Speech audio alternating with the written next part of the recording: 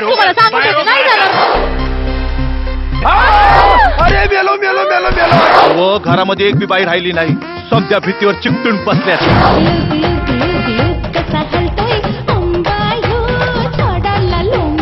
काय चाललंय तुमचं?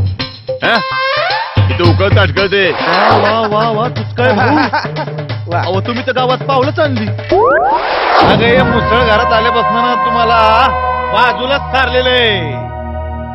गावात माझ्या अगदी बेआबरू करून टाकलीस तू.